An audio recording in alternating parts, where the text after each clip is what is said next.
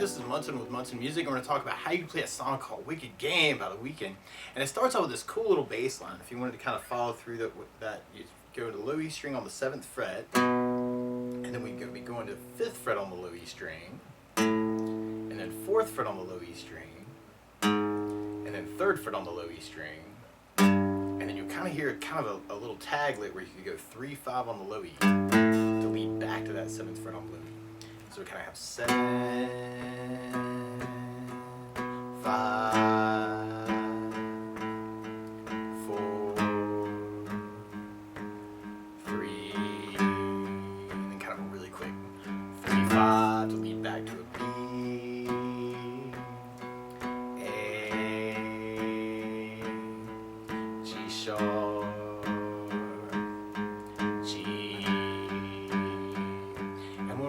easy way to back that up would be using some things called power chords.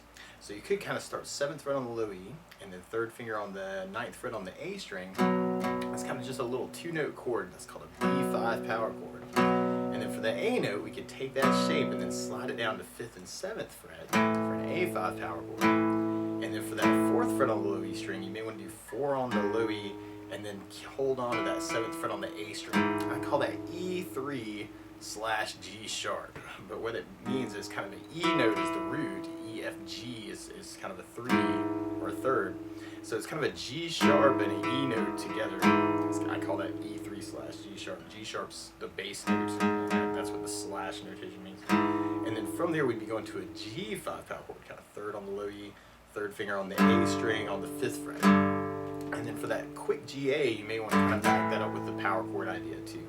So you had kind of B, 2, 3, 4, 5, 6, 7, 8, A, 2, 3, 4, 5, 6, 7, 8, E3/G sharp, G, 1, 2, 3, 4, 5, 6, and G, A is kind of a hit at the end. So you maybe kind of dig on just working that as just a power chord idea.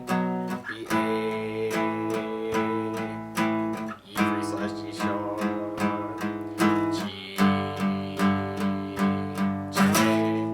or you may dig on using bigger chords. And so you could start on a B minor chord. Normally you do this as a 2nd fret bar. We'll talk about some easy ways to do this and some other options too.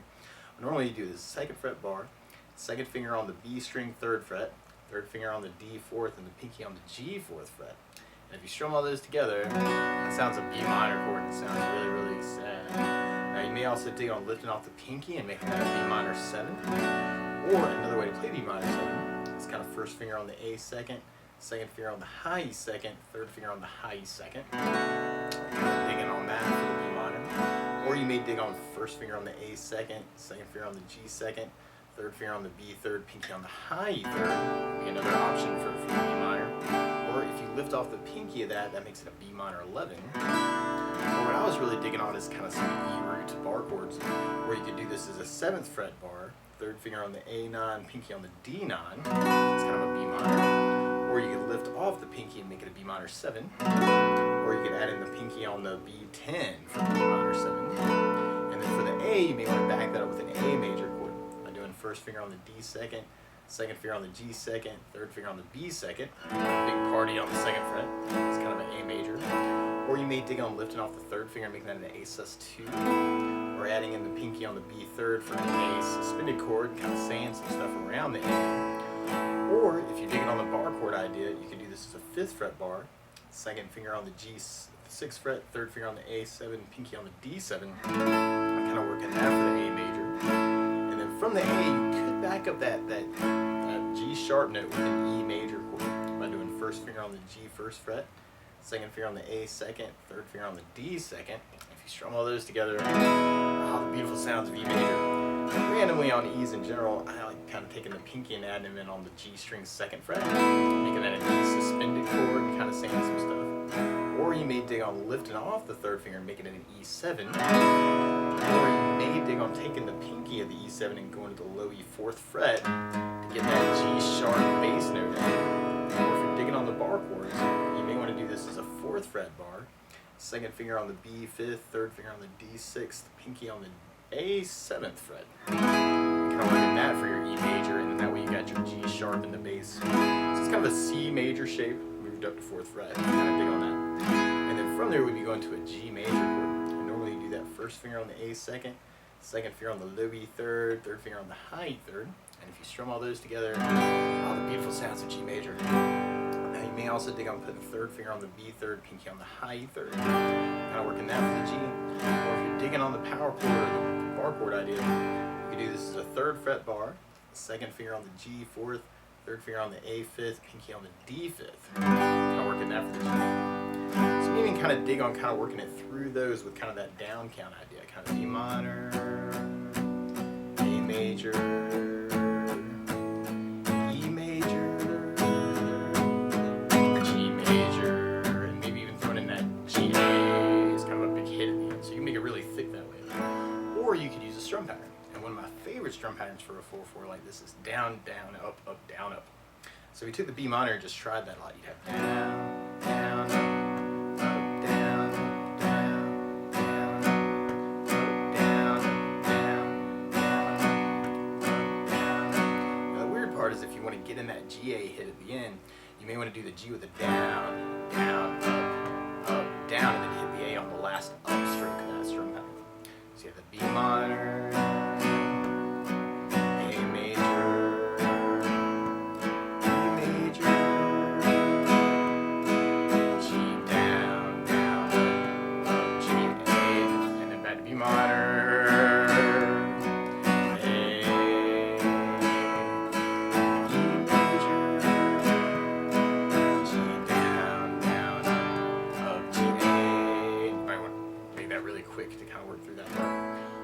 something else that I like to add to a song like this too is bass notes. And a lot of times on that first down of the down, down, up, down, you can throw in a bass for the chord. So the B minor, you normally have the A for the bass, unless you're doing the bar 7, you got low E for the bass. On the A, you'd have the A for the bass, unless you're doing the 5th fret bar, then you have low E for the bass. And on the E, you normally have low E for the bass. If you're doing the E/G sharp, you'd have low E for the bass. Unless you're doing the 4th fret bar for the E/G sharp, then you have low E for the bass. And on the G, you'd have the low E string for the bass on the G major. So you may kind of dig on that too. So if you tried it that way, you'd have the B minor, A, E/G sharp, G, A, B minor, A, E/G sharp,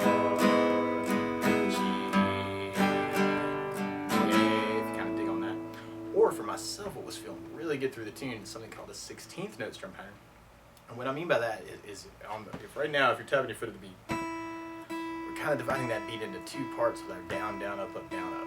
1, 2, 1, 2, and that's called an 8th note. What a 16th note is where you divide that into 4 parts. 1, 2, 3, 4, 1, 2, 3, 4. And one of my favorite 16th note strum patterns is a long down, down, down, up, down, down, up, down, up. And what I mean by that is we take the B minor and do it down for 4. 1, 2, 3, 4, 1, 2, 3, 4, 1, 2, 3, 4. That's what you be doing on the first beat.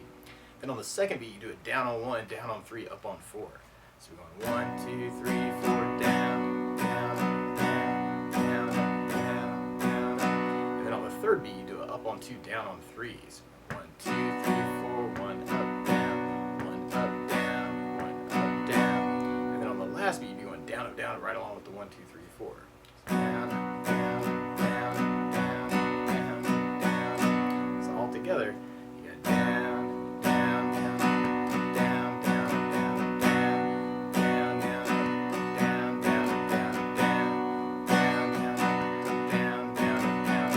So we try it through the pattern that way. You have a B minor,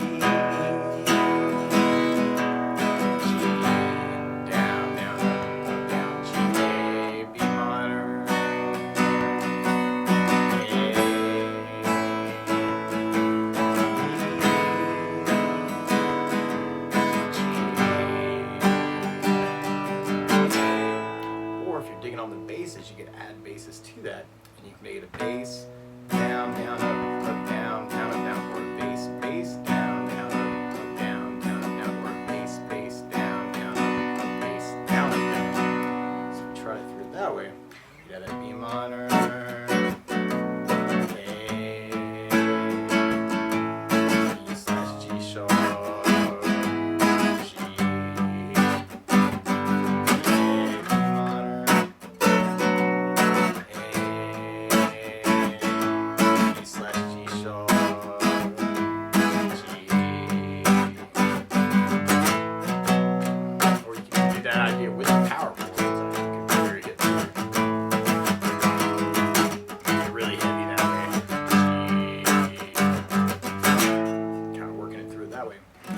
these cool little lead ideas actually through the tune, and for the most part it works around a B minor chord actually, kind of 2nd fret on the high E, 3rd fret on the B string, and then 4th fret on the G string. And you'll hear these little ambient ideas through on those, kind of playing the individual notes. I'm kind of working that almost like a G, B, E for the most part. And at the very end you'll hear where that kind of gets adjusted into 4th on the G, 3rd on the B, and then 3rd on the high E, which is actually a little G chord. So you may want to kind of play around with those notes, especially if you're kind of backing somebody up playing lead, around this part. Kind of just making up melodies on those notes. Could be a very cool idea to play around with. Or for myself, actually, if you want to jam out to this tune, you may want to play around with a B minor pentatonic scale. I was kind of just shooting some videos on pentatonic scale actually from Munson Jam Tracks the other day, but you kind of have your pattern 1 starting from 7th fret on the low E, so you'd have 7 to 10 on the low E, 7 to 9 on the A, 7 to 9 on the D, 7 to 9 on the G, and then 7 to 10 on the B, and then 7 to 10 on the high E string. And you're actually only playing 5 notes that way, kind of B's and D's and E's and F sharps and then A's, and then it starts over B and D and E and F sharp and A and D and D. And there's all kinds of lick ideas you can play around with. You can do hammer-ons. So kind of playing the first note and letting my other finger kind of carry the sound over. Or you could try pull-off licks, kind of playing the 10th fret for instance, and kind of letting it fall off the string to 7. Or you could work slide ideas, kind of keeping the finger down on top of the string to kind of slide the note to the next fret. Or you could try bends, where you kind of play the note and press up and into the guitar at the same time. And the way I kind of think about it is almost like this is your alphabet. And then what you may want to do is kind of think of all those little lick ideas as like little words. So what you could even do, and this is a very advanced kind of an idea, but you could kind of play the chord and then make up a lick, and then play the next chord, and then make up a lick, and then play the next chord, make up a lick, and then the next chord, and then make up a lick. So that might be kind of a cool way to kind of work it, and it could turn you into Jimi Hendrix actually is what it could do, because you could even kind of put that together with your strumming eventually, where you kind of play a little bit of the chord.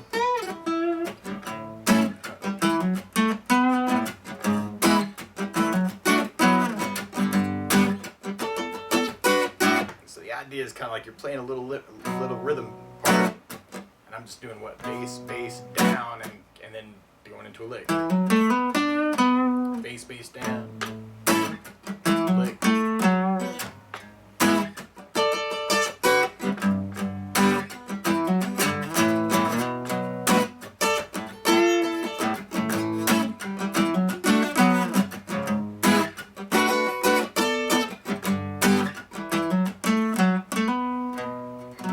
maybe something you want to kind of play around with too, almost kind of like putting it together if you're kind of interested in playing some of the lead. But that's the basics of how you can strum through and kind of play some lead to Wicked Game by the Weeknd. So good luck!